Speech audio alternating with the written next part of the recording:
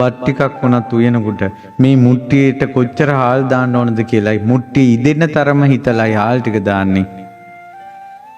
හාල් තිබ්බ බලියට දාගන්නේ.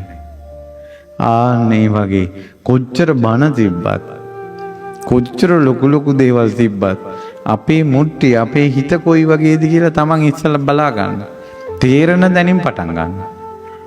එකපාරම බණ භාවනා කරලා මාර්ගඵල ලැබලා අහසින් යන්න ප්ලෑන් කරන්නේ නැතුව ගෙදර රණ්ඩු ටික නතර කරගන්න.